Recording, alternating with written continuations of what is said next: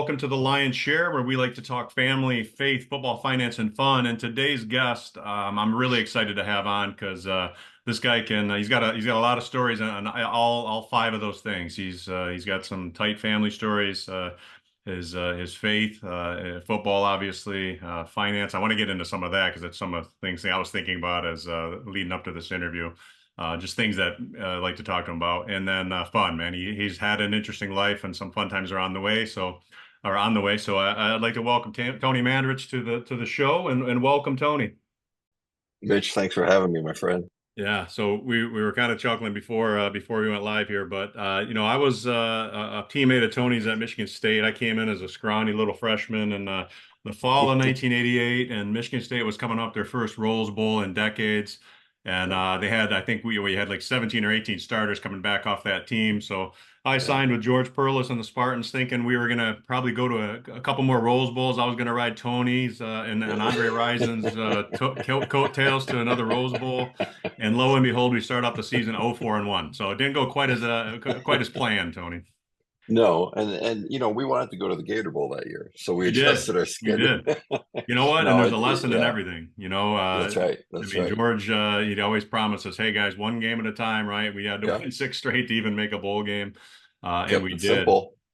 Yeah, Yeah, simple, fundamental. There's a lot yeah. of those things that in the Georgisms, right? And you've Oh yeah, heard them all, I'm sure. They still practice a lot of that stuff today. every day. Nothing good happens after midnight is like a great one. Who drives? The dummy drives. Yeah. Right, the dummy drives, right? And but yeah, a lot of those little cheesy cliches that he used to say that we used to roll our eyes about. It's like, wow, he was right. We all speak the same language. My kids are sick of Yes. hearing those things. In fact, I was just on my team meeting with my team today, and I said, "Listen, guys, there's no new ideas, man. There's no quotes that are original as far as what I'm spewing out there. It's stuff I've heard Right. for the last 30 years, and a lot of it from football Yeah. coaches specifically." Yeah.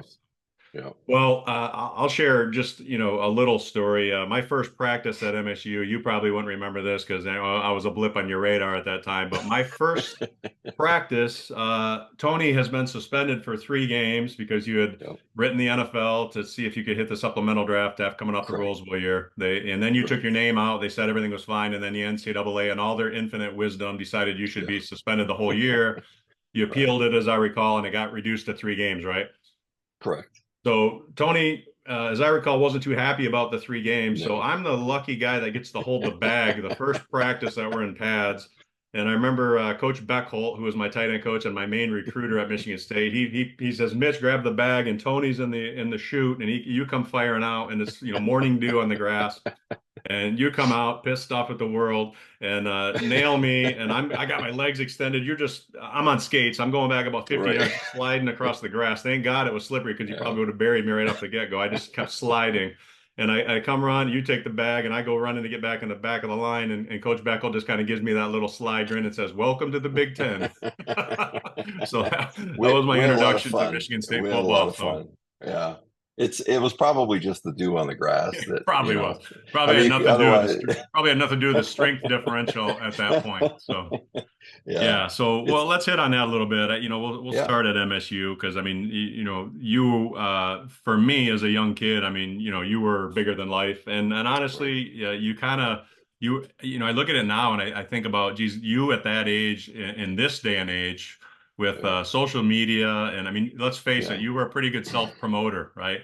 And to Yeah. think what you could have done in today's day and age, with that in Yeah. With terms the of the NIL money. Oh, NIL money and just Yeah. social media followers and stuff. It was just a Yeah. different time, but you were ahead of the curve on that. I'll give you credit for that. And maybe Thank in you. some ways it hindered your progress, looking back on Correct. it through an old Yeah. man's eyes. But what are your thoughts on that as you see NIL unfold now and you think back to your days, what that could have meant for you at the time?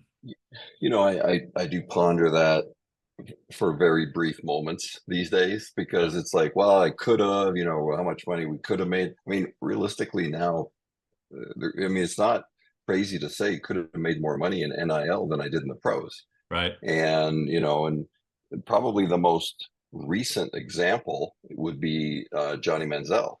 I mean, if he was in, college when they had the NIL, and I mean, the amount of money he would have made was ridiculous. But you know what? We're not. The facts are we weren't. No doubt. The facts are, when I got drafted in '89, signed a healthy, deal and was one of the first offensive linemen to make a seven-figure salary, which opened the door for other offensive linemen the next year. But if you look 10 years prior to that, if you go to 1979 and look at what offensive linemen were making, it was like I was making 10 times more than they were making in Right. 10 years. Yeah. So that's kind of like it's kind of like the perspective that it gives me. It's Yeah, like, no well, doubt. and it is what it is, and I don't have any problem with the college players getting paid. I have a I have a personal issue with the transfer portal. I Yeah, think that there that's should my be a big thing. consequence. Yeah, there should be and I say consequence, not even a consequence. It's just like, look, if you transfer, you have to give something, and whether that is, it used to be a full season of, not being eligible to play. Um, it needs to be something, or it needs to be tweaked or changed. I don't think that that's helping the game, because these guys at this age, and you and I both know that age, we're chasing money. I mean, we're gonna, if the money's there, we're gonna be crazy not to take it. Yeah, and I think it's hurt the game. I mean, I'm all about capitalism, and yeah, because Yep. I remember figuring out the math back at Michigan State, right? I just put this, I Yep. mentioned this in a post on LinkedIn here recently, but I remember doing the math and the hours you spent on, working out and study Yep. table and off-season Yep. training and all this, right? And it Yep. really came out and divided that into divided your tuition money that you were getting. You were making less than Right. minimum wage, right? And wait a minute, Probably. what's my hourly wage where, what's my hourly Right. rate? Right. And it's Right. crazy. But my problem with it is, like you said, I mean, a kid could go to four schools in 4 years. I don't even know who's on the Yeah. team. Michigan State, I think, has Yeah. 60 new players this year. I mean, I don't even know who's on the team at Yeah. this point, right? Yeah. It's hurt the game Yeah. that way from a fan's perspective. It's great for the Yeah. kids. Hey, they're getting money. I'm all about it. But Yeah. yeah, it does lessen, I think, the attractiveness of college Yeah. football. So, And I think that's one of the reasons Coach Saban left the game. oh, I would imagine Uh, that without a I doubt. think it's probably 51% of the reason, because he still has a lot of gas in his tank. You Oh can yeah. tell, and I mean, he's already got a dynasty. He really has nothing else to prove. But I know he just loves to coach and develop, kids through college, and prep them for the pros or prep them for life. And when he retired, it's like I was surprised, but I wasn't shocked because of the circumstances of college football these days. Yeah, I'm always amazed that Tom Izzo keeps going, because they're kind Right? of cut from the same cloth in terms of Yeah. personality, and Tom keeps Yeah. going, man. I don't Yeah. know. And he was Judd Heathcote's assistant when I was at Right, State. right. So it's like to see his whole career unfold is just absolutely awesome. Yeah, I think Tom made $8,000 his first year as a GA, as he tells a story. So he's coming along. He's doing all right. So. Yeah. Yeah. Yeah, so I read your autobiography. I'm playing out to Kansas City last week. I had fun going to the kickoff first Yeah. NFL game, which was fun. But I read your autobiography that you wrote, I think back in 19, was it? Yeah. Or Or 09. in 09. Yeah. Oh Oh nine, yeah, nine. sorry. It was 20 years after your Yeah. last year at State, or Yeah. start of your NFL career. And I learned a ton Yeah. there that maybe I didn't know. I think everyone's, your story with steroids and whatnot, you've been very open about that, and Yeah. that's pretty well chronicled. What I wasn't necessarily as familiar with was, the well, a couple of things came up that made me Sure. reminded me of a few things. Number one, let's get back to this. This goes into the finance thing, as part of finance.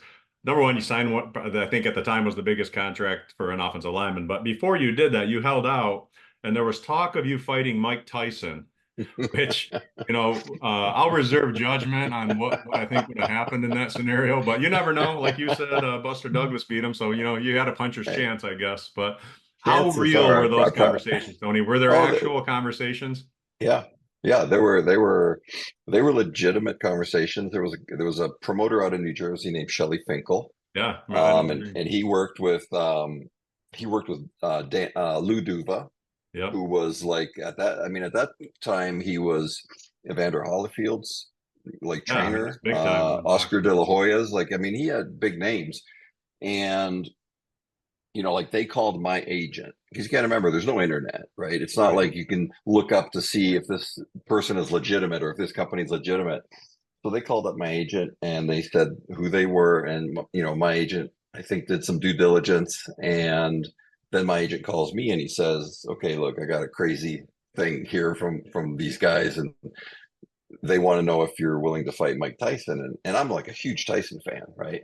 And I'm thinking, wait, did I hear that correctly? they want me to fight Mike Tyson. And I said, I mean, I would do it, but I have to remember I'm going into his arena. It's no different than if you lined him up as a defensive end Right. or Yeah. a Wouldn't have defensive guy, gone and for he's him. got to play against, right. And that's just something that he's not done his whole life, right? So I'm going into his arena. So, and I know the holy terror that he is, right? I mean, he's been knocking people out in the first round. Yeah. So I said, well, if we do this, it's got to be worth it. It has to be worth it. And so we set a mark of 10 million, and the offer was 5. And again, it's like, And at that looking, point, to put that in perspective, because some people might say that's not a lot of money. Well, that's 5 years of your oh NFL yeah, salary at that time, even at five, exactly, much less 10 exactly, million. Yeah. exactly. In a one night of fighting, and but you also have to take into consideration, in serious consideration, look, the guy can kill you because you're not a boxer. Yeah. And it's boxing is just different, Yeah, for sure. and I remember telling those guys, like, they flew out to work me out to see if I had any raw skills for boxing, and they said that I did, and that it would just take like 6 to 9 months to prep to at least be respectable. And I remember Luduva talking about, it's not going to be a long fight. It's either he's going to, Don't worry about the crush you, conditioning aspect. right, right, and or you're going to crush him, or he's going to crush you. And I told him, I said, I got to just be careful he doesn't, I don't get caught and he tags me, because if he tags me, you're done. I mean, you're just done. You're knocked out. But I said, if he starts to dominate the fight where I see I'm not going to win this, I'm just going to throw him over the top He rope like a goes crazy. wrestler. Give him a DQ, and that way he can't say he beat me. He You just, could have bit his ear off. right.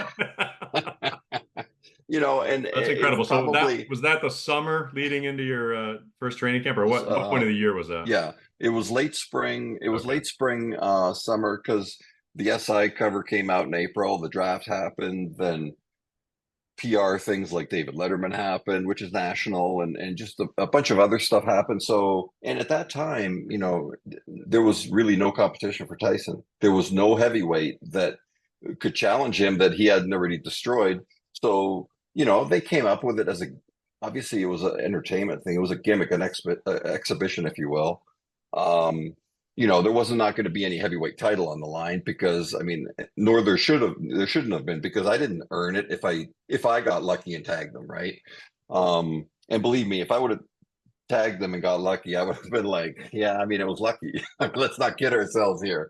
I mean, the guy's like, an incredible But boxer, and would your NFL career have even happened if that had happened? I think it would have. I think Really? it would have. Yeah.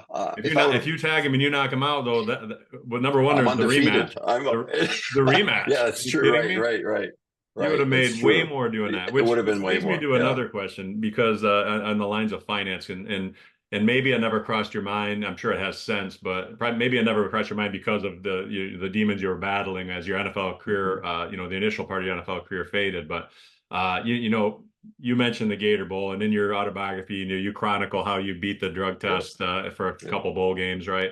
And Yep. and the Gator Bowl was one of them. One guy that was on that Georgia team, and I don't even know if you know this, but one of the guys that was on that Georgia team who didn't play because he failed a drug test was Bill Goldberg. Did you know Oh, that? what? No, I didn't. The wrestler Bill No, I. Goldberg. So Bill was Yeah. a he Yeah. was a teammate of mine in Atlanta. He was a backup Okay. DT. Yeah. And Yeah. yeah, so I'm back, and I signed with the Steelers after my 4 years in Atlanta. I'm back, and I'm speaking out of elementary school, and the kids are sitting at the lunch table with me, and they say, "Oh, you played in Atlanta. Do you know Goldberg? Do you know the wrestler Goldberg?" And I go, "No." He goes, "Yeah, he played in Atlanta." I go, "Bill Goldberg?" And they're like, "Yeah, yeah, he's the champ." And I didn't follow Right. wrestling, right? I'm Right. like, Right. "What?" Right. Like, "Yeah, he's on Monday Night Nitro tonight." So I go Right. and I watch Monday Night Nitro, that, and he's walking out spitting and hitting himself just like he did and coming out of the locker room, right? And Right. Right. he's the champ, right? Yeah. And Yeah. Yeah. then later on in Pittsburgh, one of my teammates' cousins was one of the WWE wrestlers or whatever it was, and they were in town, and they came out to watch practice. And I'm in the Right. steel hot tub after practice, and this Yeah. guy walks up to me, and he comes over, shakes my hand, he says, "Hi, I'm Dwayne Johnson, but they call me The Rock." And I said, "Well, Oh I'm my Mitch Lyons, gosh. and they call me Right. Mitch." Chuckling, we laugh, and we get I talking. love And it. this was before he's the big time deal, Yeah. right? Yeah. He's Yeah. on the Yeah. circuit, Yeah. but it wasn't until like Yeah. 6 months later that he became the people's champ, and Yeah. you look back at you, Tony, and I'm thinking to myself as I'm on that plane reading your autobiography, I'm like, man, you could have made a fortune in big time wrestling. Wrestling. Did Yeah. that ever cross your mind at any point, or It, were you ever approached on that? it did cross my mind. It's funny for me to say this, but I knew how much traveling they did. Yeah. And like they were on the road 230, 220 days a year or whatever. And I knew just from people that I knew that were in the sport, um, how much like pharmaceuticals were Oh, involved. I'm sure. And Yeah. and They're, now, I mean, I'm considering this as I'm it's using fake, but pharmaceuticals. they're Right. hitting humans that are large and they're Yes. throwing off each other Yes. off the floor and the Yeah. chairs and all So that. yeah, and it's like, do I want to? I just finished building up all of this skill and talent to try to get drafted, and I put myself in a position. And in wrestling, I think it would have taken time to get a name to get built up. Even though I had the football name, yeah, that would have helped. But I still think that it would have taken a lot of time. Plus, you got to come up with a shtick Oh and yeah. this and that. And I was like, I'm gonna stick to football Yeah. But and go I from think back there. to MSU, Tony, as I knew you, man, and I mean, larger than life. I mean, dude, I mean, and what I thought was cool, man, it was what I didn't know is what you got. Obviously you were on. What I didn't know is you were on steroids before you even got to MSU. I always wondered, like, Yeah, at what point? yeah, Because I mean, let's be yeah. honest, and you've been honest. I mean, there was a Hmm. pretty high prevalence of steroid use at MSU at that time, and not just at MSU, And at the all Big the Ten, schools, yeah, because yep, they didn't have testing unless you made a bowl game. I yeah, remember playing Purdue, yeah, not to throw Purdue under the bus, but Purdue's D right, line had some of the biggest arms across the board every single year because they never made a bowl game. And these guys, I got a right, picture right, right, down the right, line my senior year, and right, we all have long right, sleeves on because it's colder and snow, and they're all bare right, armed, and every single one of them right. just got guns, right? Yeah, They didn't yeah, get yeah, yeah, tested. yeah. And then you go to the NFL, and all of a sudden you get the slip on your door or in your locker, and Yes, you got to get tested randomly all the time, which obviously you couldn't continue to yes, use them, and that correct, led to some correct. other addictions Yeah, that are well chronicled that you've shared. And yep, but yeah, so at MSU, I just for whatever reason, I didn't have a lot of money, so I didn't even know how much they cost, but I just never, I right, was scared to try it, right? So probably a right, good thing right. in retrospect, but Very uh, good thing. I never did it, but certainly, prevalent there. And Yeah, honestly, I mean, at times I was bitter, right? Because I know guys my age, yeah, yeah, some of the guys that came in my class, they started and, because yeah, yeah, yeah, no, you see Tony Mandarich kicking butt and yeah. he's using it. And then a couple guys, Right. you see this, Yeah, yeah, and you got to keep up. And so there is pressure there. yeah. And it was it was the not a very well kept secret across the board. And you look back No. at now as a dad and a father, you're like, geez, man, should some people have maybe not looked the other way, and but that it is what it Right. is. It's a long time Yeah. ago, but the cool thing about your story, Tony, is you went through all that, man. You're at the peak of as high as you can get as a college football Yeah. player. Number two pick in the draft, like I said, a great self-promoter on the cover of SI. You can't get any higher, man, but Right. you can't fall any harder than you probably did in Right. the amount of time that you did. But the real story is, that wasn't the end of the story. Your story is still being written. And what I've just enjoyed as I've done a little research here the last week because I knew we were Yeah. going to have this conversation and learning Yeah. the things I've learned, in terms of your faith, Hmm. growing up in a Catholic home, but maybe not being as tight with the Lord as, Right. you are now, Right. and Right. I look back at MSU, and I don't know, where your walk with God was at that point of your life. But for me, I didn't really have that background of growing Right. up in a church going home. I didn't know any Yeah. of that stuff, right? Yeah. And as I recall, I'm gonna give a little shout out to one of our teammates that was there at the time because I look back at it now as I'm a believer, and I didn't believe in Christ till '93, my rookie year in the NFL. Okay, Right. Right. so, but in at MSU, there was only one guy I can think of that wore his faith on his sleeve unapologetically, and it was a outside linebacker, Tony Brenningstool. Oh And yeah, you're right. Yeah, and that's right. That's Tony took a lot of grief, from yeah, he people did. about that. And I think back Yeah. now and I think, man, you know what? That kid had a lot of conviction because Yes. that was not it was not It the was not fertile ground popular. for Right. for apostleship. Okay, Right. and Right. Right. he was a guy. And matter of Yeah. fact, I was going into my fourth year, redshirt junior year, hadn't hardly played at all, was stuck Right. behind a guy in my class Right. starting ahead of me. And I basically told Tony he had just he dislocated his shoulder. He was out for the year. He was done. He was a year ahead of me. and we were at camp, and I remember him saying, and I would just told him, I said, man, I think if I don't get more playing time this year, I'm probably just going to graduate and move on and get on with my life. And he said, Right. really? He goes, man, I think out of all the tight ends, you have the best chance of making the NFL. And I'm like, what? I mean, I probably played Right. about 5 snaps on, 10, or not counting Right. goal line. Probably played about Right. 5 snaps, behind Dwayne Young, and then I got Yeah. stuck Yeah. behind Yeah. Kurt Yeah. Prinz. Yeah. And Yeah. I hadn't even played, and yet that guy, he always sticks in my mind because he Yeah. gave me that little seed of hope that, Yes. man, he believed in me more than I did. And Yeah. then 3 games in, I end up starting, and I played Yeah. 7 years in the NFL. But I was a Yeah. whisker Yeah. away from just giving up the sport and moving on. Right. But I've read and watched interviews of you talking about your faith, right? As that's Hmm. matured through your life, and you've Yeah. been through some tough time with your brother passing, and Yep. I know your mom passed from Alzheimer's and a long Yep. struggle. Is Yep. dad still alive? Dad passed February 21st of 2022. He was Okay. 92. Oh wow. Yeah. Okay. Yeah. Yeah. So I mean he lived. I mean look, his life story It's like yeah. makes mine pale in comparison. Right. Like Just it's wasn't just incredible. publicized. It just wasn't publicized because being a blue collar worker was just not front page news, right? But Yeah. the fact that he escaped from communism in Europe in the 50s with my mom, the stuff that they went through, staying in a refugee camp for 9 months while Canada does background checks on them, and then they're allowed to get on the boat to come to Canada, and then they come to Canada with they don't know how to speak English and no money, right? Yeah. And like the government, I think my mom said at that point gave them like $20 a week or something, just like from government, new citizens from Europe and stuff. And then, they end up, building a very successful life for themselves. Yeah. And obviously, for their kids, my Sure. brother and I. And so it's like when I think of all the stories that my mom and dad told me, and then I think, then when I get kind of in a pity pot about something that's going on in my life, whether it's being at practice and it's 100 degrees out, or even in today's, circumstances, I'm, whining about something to myself. I start thinking about some of the stories they told me, and I think I don't have any problems compared to the stuff they have to go through. So, those are like, I think knowing what they went through, really helped me get through a lot of stuff. Yeah. That's amazing. And I know your brother was 5 years older than you, and that's Yes. similar to my story. I had an older brother that was 4 grades ahead of me, 4.5 years older. Okay. So, that Yeah. older brother that I looked up to, right? I Yeah. wanted to emulate. He didn't go into football. He was a baseball, basketball Right. player. But I always was tagging along, and it sounds like that Yeah. was kind of your gig too, right? Exactly. Challenged by the older Exactly. brother and probably all his Yes. friends. So I think Yeah. that played a large part in me Yeah. excelling in Yeah. athletics because I was always playing Yeah. up, right? I Yep. think Yep. of kids today playing up in travel sports. Oh, we didn't even have travel sports, but I was playing up in the Right. neighborhood every day, getting my butt Right. whipped, Right. Right. You and and me both.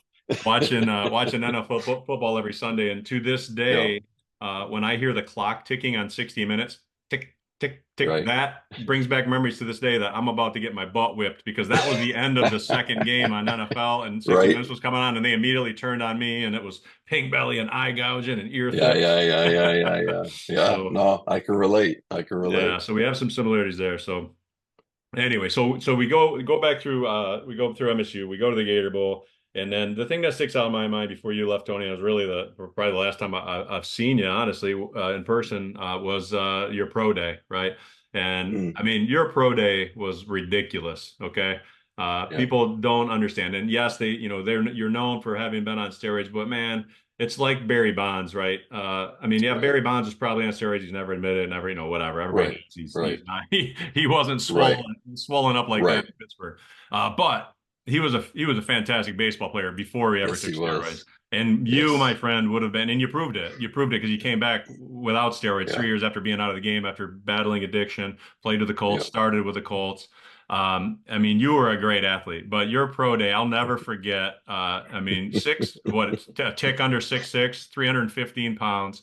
And I'm Yeah. standing at the finish line of your 40-yard dash and all these scouts, and I'll never forget it. You come bustling on, and they all hit their stopwatch, and every single one of them looked at their stopwatch, and then they were like looking at the guy next to them because Right. they couldn't believe what Right. they were reading. Right. I mean, you Yeah. ran, I think they had you between 4.64 and 4.67. I mean, Yeah. Yeah, Insane. a lot of them, you know, they hit the thing and they put it like they saw the number and they put it to their chest because they thought that they clicked it too soon.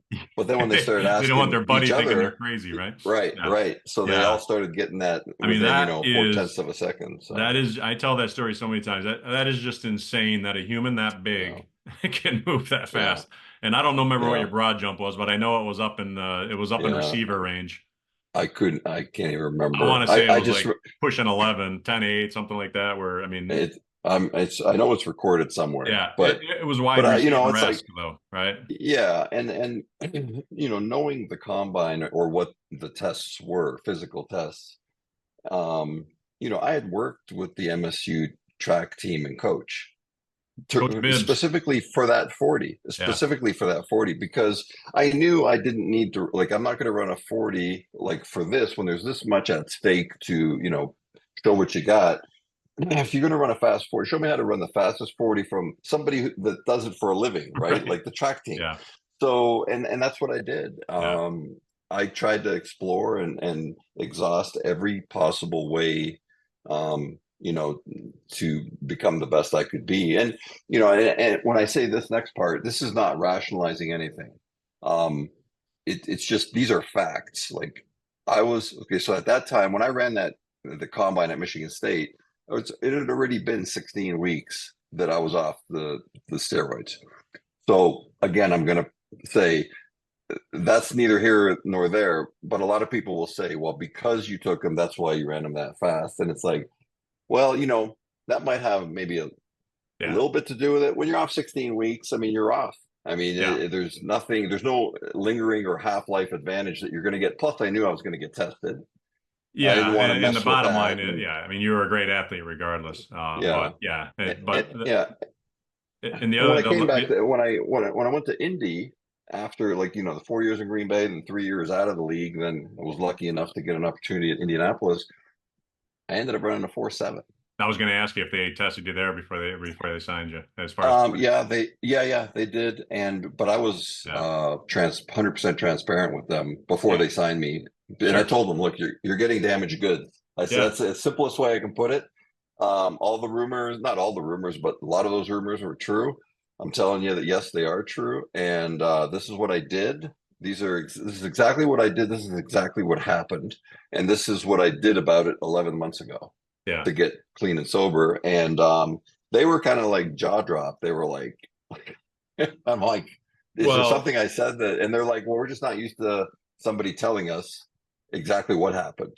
yeah, and I think it So was Lindy Infante, right? yeah, it Yeah, was. which who Yep. had been with you in Green Bay.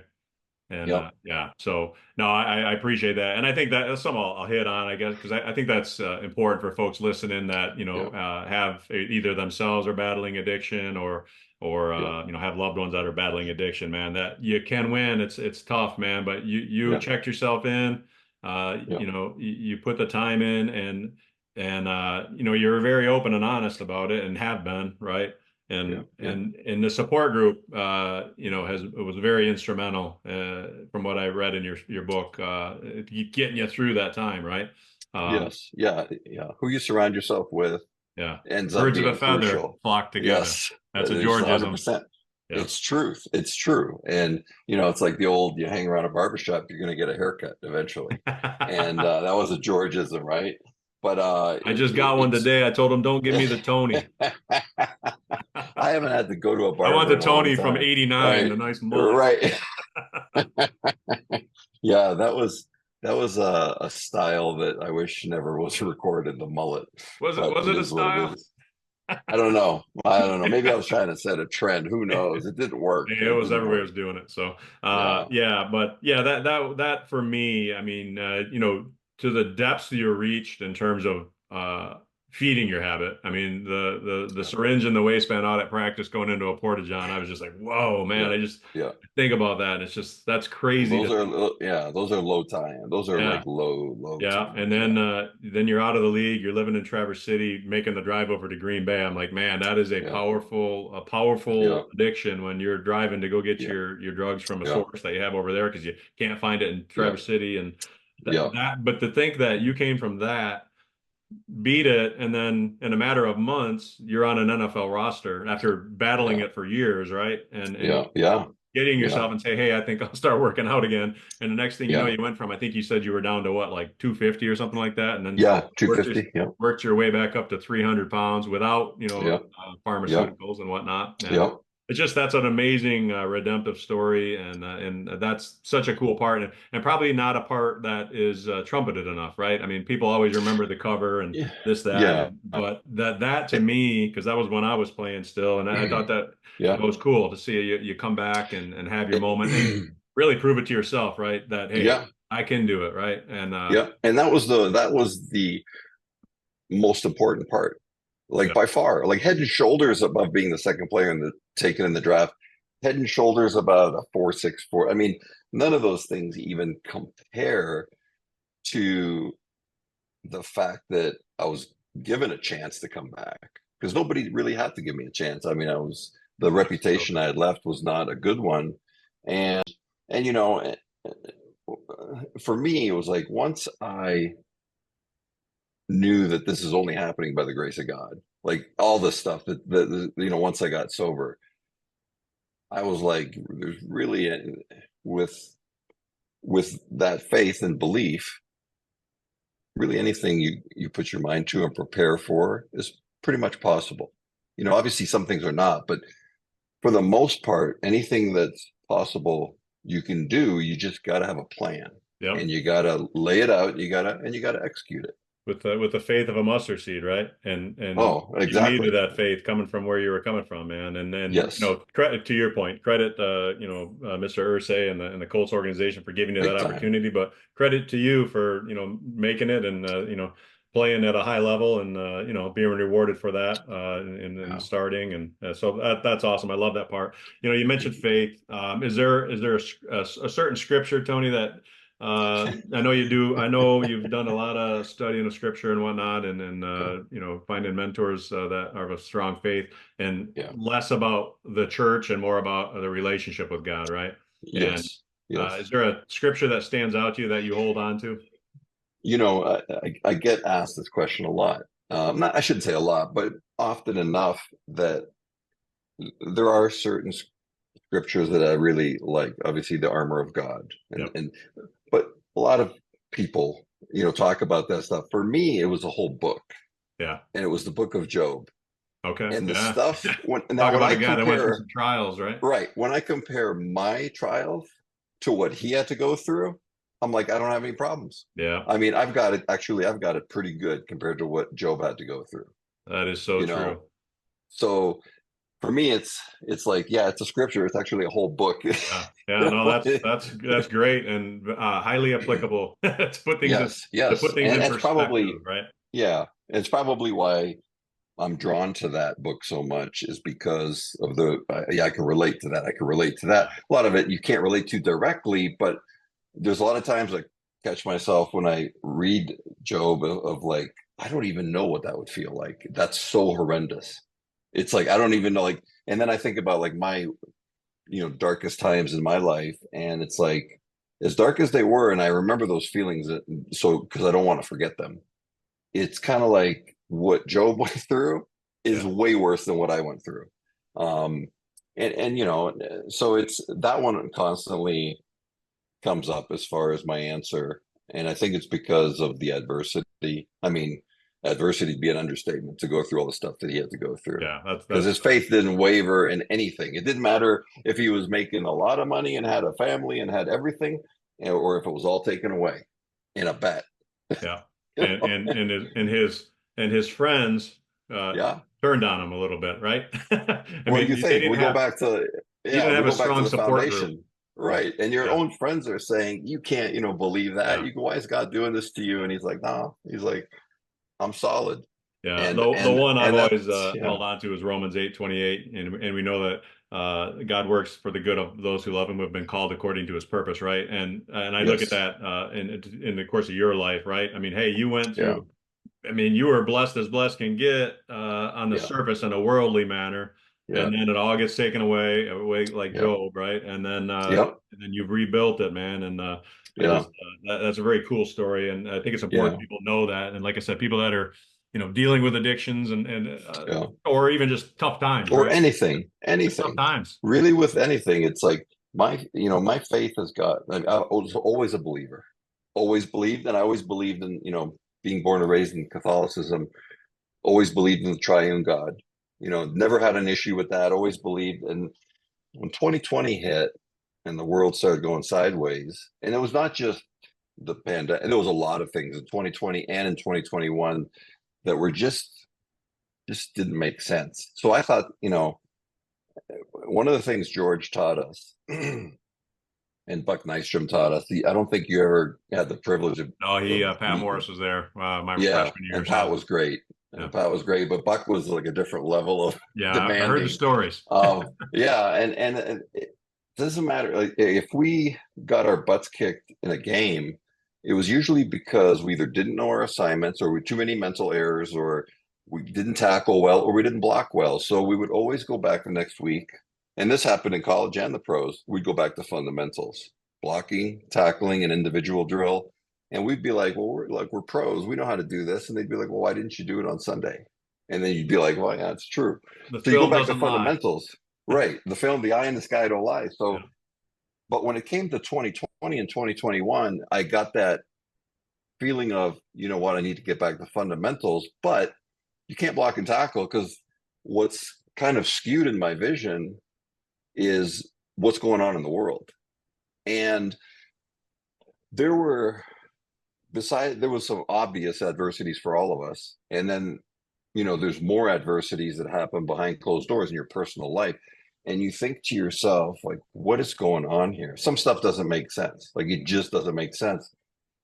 And I thank God every day to this day for all those adversities that happened 4 years ago, because although I was still a believer my whole life, it made me go to fundamentals. And where was my fundamental?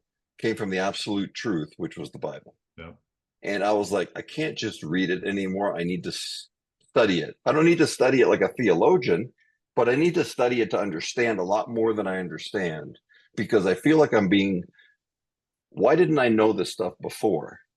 So it makes me go, I feel like I've been lied to, or I feel like I haven't been told, but I've been a believer the whole time. And then when I started studying it and surrounding myself with, the church I go to is kind of like expository apologetics. It's like, know what you believe and be able to back it up, hmm you know? Um, that was like, for me, and you'll probably relate because I think you're a lot the same way. It's like, cut all the fluff, tell me what to do. And yeah, if you need to criticize me, do it constructively, but you don't need to say, hey, I hope you can do it this way. No, take the lead step and block and go upfield. Like, just tell me what to do. And that's how I really approach a lot of life. So when I started studying, I started surrounding myself with those pastors and people from the church. I was like, why was I not told this? Growing up, I've been right, going to church my whole life. And so, there's reasons why, but I'm not going to, it doesn't matter. Those reasons don't matter anymore. It's, yeah. it's what's going on Well, today. I think the Bible's a book that doesn't get read enough, right? Eh, It It's, gets yeah, no, referenced to throw out a yes. quote here and And there, taken but out of context. yeah, Yeah. So it's taken do out of you study context it? Do so you get much. in God's word on Yes. a daily basis? And there's times Yes. in life when I get away from getting in the word like I should, Yep. and then it's like working out. I always relate it to working out. You go a couple weeks or a couple months without working out, and then you start working out, and you're like, man, why did I ever stop? Because the next day you're a little Right. sore, you're feeling it, you're feeling good about Yes. yourself, and it's Yes. the same Yes. thing getting in God's word. You're like, man, Yeah. why did I Yeah. ever why did I take a week off or whatever? Get back in, and you want to get in that next day, right? And Yeah. it's Yeah. so Yeah. true. And I always equate it to that same feeling Yeah. working out. And so I try to do it. I try to stack mine together, right? Get up, get my Right. coffee, get a little word Yeah. in, and then boom, it's go to work out. If you Yeah. do those two things for me, if I start my day with those two things, that's a pretty good day. If I don't get anything else done the rest of the day, I've got two pretty important building blocks done. Exactly. The foundational, fundamental, most important things for me are hitting my knees first thing when I get up and asking for help, and really, bringing glory to God that day. Yeah. And if I have an opportunity to share the word with somebody, I'd take advantage of it Yeah, and kind of that's let them great. know the truth. Yeah. And as you have time to reflect, and as we film this, it's 9/11, right? And Yeah. it's always great to have perspective, right? And Yes. and Yeah. and no better time than to think back to that day on 9/11 in Yeah. 2001. I mean, your problems pale in comparison. Do you think about what families and loved ones Yeah. and individuals went through that day and Yeah. continue to go through, right? The Yeah. first Yeah. responders that deal with it. But Yeah. perspective is a great thing, and it's and I use this example too. You get, I think a lot of your story, Tony, gets blown up. You were bigger than life and all that. But Yeah. the thing they always like to reference is, your draft class, right?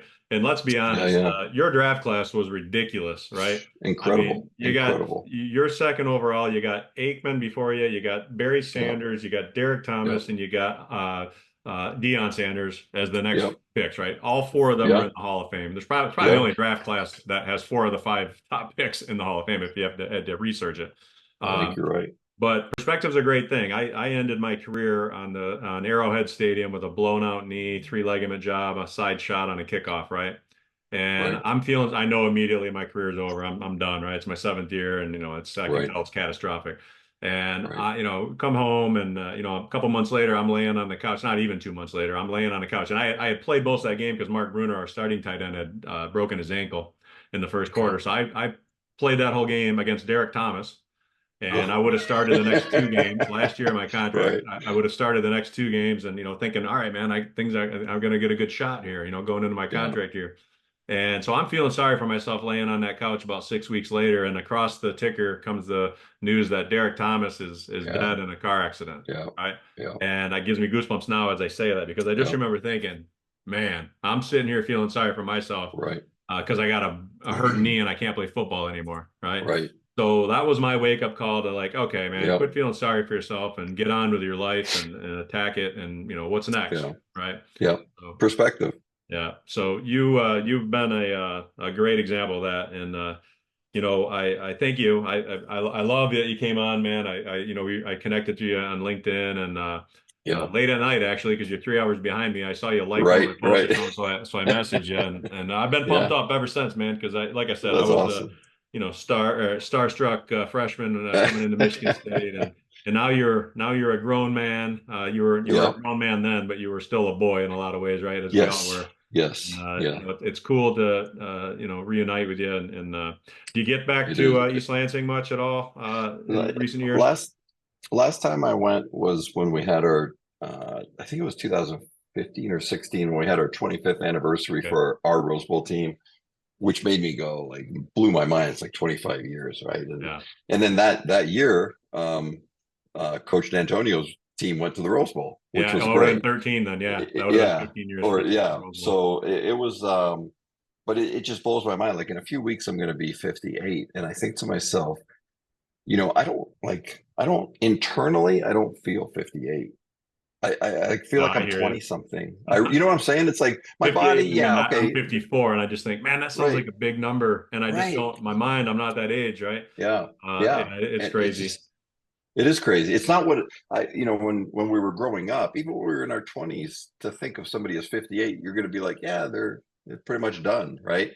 And it's like, well, yeah, a lot of things are done, but there's a lot of things to do, No and doubt. so it's Yeah. just, yeah, the body's, as you know, with yourself and myself and other players, and the body took a beating at one time, and so yeah, that stuff catches up, but internally I sure don't feel 58. But you look good, man. You look like you're I working feel out good. still. How's your body Yeah, feeling, man? it's last, I would say, last 5 or 6 years, things have compounded quicker. Okay. Like coming back from a slight injury is taking a lot longer. Hmm. Lower back right now, I would say, is probably my biggest issue. Okay. So I just have to be, even like simple things like getting out of the car, like not turning too fast, because last time I did that, I herniated a disc. Yeah. So, Yeah. and then you're down for 2, 3 months, and it's like, is it worth it? No, just get out of the car a little bit more carefully and try to improvise. But, again, in spite of all my pains, I'm grateful Yeah, that's awesome. because those pains came from something that I love to do. And so it's like, I remember And the walking into reality, sport. you could have got those pains from a car accident, Exactly, at the end of exactly. the day. And yeah, and even when we would go to Spartan Stadium sometimes, I remember one time vividly, second practice of the day, we were practicing in Spartan Stadium on a camp. It was a summer camp. And I was thinking to myself, I'm like 20, 21 years old, and I like my body's killing me. And I thought to myself, what's it going to be like when I'm 40 or 50? And then you take that attitude of, wow, I'm worried about that when it gets there, right? I won't live that long. I'm not worried about Right. that. Yeah. So it's not like any of this stuff is surprising me. It's like, why is my this hurt or that hurt? Or it's like, well, because you played football and you had weightlifted and you did all this stuff that was more, taxing on the body. But every time it starts to hurt to the point where I start to feel sorry for myself, I right away and I'll flip that switch into being grateful because it hurts for a reason. I was lucky to be able to do something that I wanted to do from being 11 years old as a dream, and this is just part of the deal, And you know. and again, perspective. There's always somebody in worse straits, right? I mean, that's Oh, the end of the absolutely, day. I had the absolutely. misfortune of about 8.5 weeks ago stepping off my pontoon, and one of my feet slipped, and I caught all my body weight on the boat and tore my pec. Oh, So that was fun. ouch. I avoided surgery, but that's we don't bounce Yeah. back at 54 like we did at 24. No, And the no. frustrating thing to me is when you have these injuries back in the NFL, man, you got treatment 2, 3 times a day. Oh, You got stin, you got ice, you got stretching, massage. yeah, I get yeah. one PT appointment a week, and he's like, "All right, here's your homework. Go do this." And I'm like, "Wait, no, man, I got to be ready for next week's game. What are you Right, talking about?" right. He's like, "No, this isn't going to be a 100%. week's thing. This is going to be a month's thing. So just Right, get right. cracking." Yeah. So, Plus, well, yeah, we have that, and then we're not 20 something anymore. yeah. We're not, so we heal so much quicker when we're younger. It's definitely something you got to stay on top of and Yeah. maintain. So, well, Tony, I thank you greatly for coming on, and Thanks, Mitch. don't be a stranger. If you come around, head up to East Lansing, or let me know, and I'd love to, have a see you and say hello. But I know all of Spartan Nation has great memories of the view and the teams that you were on, and Yeah, certainly that Rose Bowl year was a yeah. tremendous memory for everybody, Yeah. and for It me, was a even the great days. Michigan State. Yeah, Michigan State was some of the best years of my life. I mean, when I look back, and now I have some perspective because I'm, been removed for so long. It's like those years were just so much fun. I mean, not just with football, but with just the camaraderie of the guys you meet Yeah, from all over the country and different lifestyles, different backgrounds, and it's like, we all gelled together yeah, and we played as black, a unit. white, didn't matter, man. Yeah, it didn't You're all matter. brothers, you know. Exactly, exactly. So it's and at that time you're a little bit more carefree because you're young and you're in college, so you get going out with the guys and going and shooting pool or whether it's Dooley's. I don't even know if Dooley's is around anymore, but we used to go to the Silver Dollar Saloon and listen to Oh rock yeah, and roll. I know that place is not around anymore, but it's like all those things. There was a lot of good memories, a lot of great memories, and great teammates, and I mean, just phenomenal coaching staff. Not just as far as the skill of coaching, but the skill of coaching how to deal with life. When you look at George, when you look at Nick, and not everybody is a fan of those guys, but I tell you what, I would go to battle any day of the week for those guys. And it I broke my heart when George passed, and because he influenced a lot of stuff in my life for the good. yeah, I was blessed in that regard with because I was on the board at Michigan State for 8 years while Yeah, George was on it, so it was yeah, fun for me, and George was eight in his 70s and 80s at that point, but. right, For me, it was fun to get to know him as an adult versus the yeah, kid that was under his right, tutelage, and there was a little right, bit of right, intimidation there. You didn't really want to be in George's office, at least I right. didn't. So there was that separation between leader and troops, Yeah, right? yeah, So yeah, it yeah, was yeah, cool to get to know him on a more personal level later in yeah, life, and but he still had the same old one-liners, and that guy has made an indelible imprint on everybody yeah, he coached, and that's the yeah. cool thing, and that's what we can do as as parents, as coaching all my Yep, kids and trying to impart some of that wisdom, down the line. absolutely. So. Well, 100%. listen, this has been fun. This episode's been brought to you by Mitch Lyons Wealth, your best game plan to protect, grow, and win retirement. And Tony, I just I thank you again, and I appreciate your time. It was a And pleasure. before I let you go, tell us what you're doing now. I know you're out in Arizona, but what's life got you doing now as far as Yeah, career? well, I'm still, last since 2005, been doing professional photography, but in this last year, just with so many things going on with the economy and stuff, I needed to get another iron in the fire. So I'm still doing photography, but my bigger concentration is with a company called Vero that I work for, and they create F&I products for car dealerships. So we're a B2B business where we do service contracts, also gap insurance, and then all the ancillary products like tire and wheel, windshield, you know performance packages, all stuff that dealerships will present to their customers when they're going through the Sure. finance office. So is that So a national scope? yes, Okay. yeah. Right now, because I've only been at this job now for 2.5 months, still obviously an Arizona focus, but I can already see myself moving towards the northern part of Arizona out of the valley here because I've talked to so many dealerships down here already. And once those get exhausted as far as the state goes, then definitely, three things on my radar, definitely, Michigan, Wisconsin, and Indiana, because I had played football in those. But Michigan will be the first. And actually, that might happen sooner than later going to Michigan just because it gives me another excuse to come back and watch a game Sure. and just kind of reconnect with a bunch of people and still call it a business trip. Yeah, absolutely. Well, So Tony, thanks a lot. I'm glad things are going great. For folks, if they're interested in looking at some of your photography, how can they do that? they can go to my website, which is just my full name, tonymandarich.com. They can Google it or just type it in the URL bar, and that's a lot of the photography work that I've done. Everything from commercial advertising to portraits to certain, special projects where there's a lot of compositing involved with Photoshop, and you can really nowadays, and this was all before AI started, Right. but you can create anything that you can imagine as far as like a depiction of an image, or if you want to create one. And that's what I found so interesting was that it never gets boring, right? It's Yeah, always different. and So not to extend this interview, but there's so much I don't have time to cover it all with you. But I was reading that your interest in photography actually stemmed from your Venice Beach, yes, cover the with photo SI, shoot. right? And Yeah. that's kind of where your Yeah. interest. And but I've been to your site, and some of your stuff's really cool. So I encourage Thank people you. to check that out. But I may be in touch with Thank you. you for a side venture too. You never know. I'm not the most Absolutely. technical. Look, I'm not the most technical guy, so yeah, right. I think you could probably help me there. So. Well, Tony, thanks a lot. And hey, Mitch, have a thank great you. fall. And hopefully our Spartans can keep the momentum going. They're 2-0 I as we hope speak so. here. And hopefully they're turning it around with a new coaching regime. But Tony Manders, thanks for coming on the show. And we really appreciate it, Thanks. buddy. Thanks, Mitch.